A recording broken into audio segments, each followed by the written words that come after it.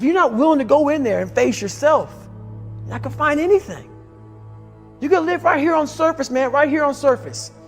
So if there is an ending to this world and there is somewhere to go and there's a judgment, you're gonna get there and you might see a chart. And that chart may tell you who the fuck you should have been. And now you get the rest of your life to think about that. Man, I could have lived a much better life if I just would have just suffered a little bit more. If I just would have went in that and realized I had so much more. But fear and the 40% and living here versus living here, being afraid, stop me. Your biggest enemy, the most important conversation you will ever have in your life is the one you have with yourself. You wake up with it, you walk around with it, you go to bed with it. Eventually, you're going to act on it, whether you're good or bad. You have to. That's why the whole thing about this book I have, it's about you. It is about you. It's strictly about you finding who you are. So many people die, live 100 years, never fucking know who they are. Never know who they are. You have to look in that mirror and know there's so much more in here, man. Because I can literally right now be a 300-pound guy spraying for cockroaches still to this day. If I did not look in that mirror and say, there has to be more to this. This can't be it. And then willing to go into it, dive deep into it, and give all I have to find it. So that's what all that's about. Let's say there's 10 people in this room, and we're all mediocre. But I'm the best of the mediocre people. I now think I'm great. I'm great. We surround ourselves around people that make us feel great. They tell us what we want to hear.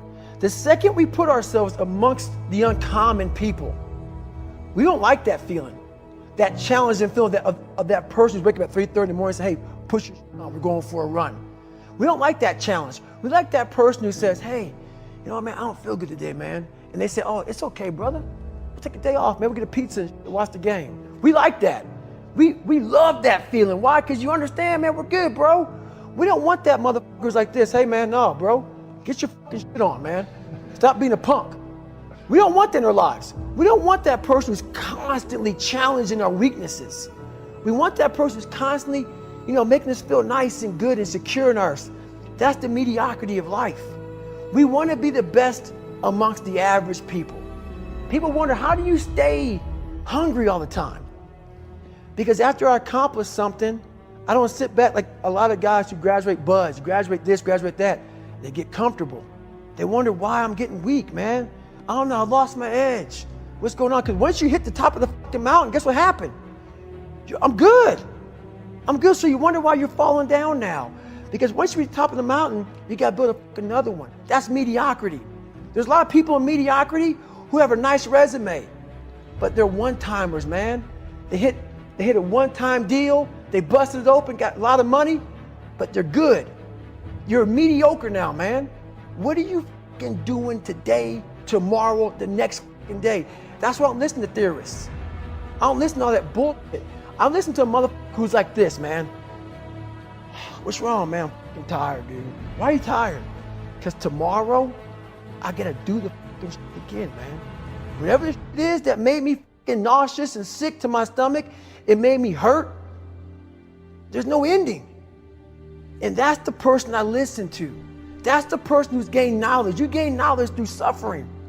And on the other end of suffering is a world that very few have ever seen.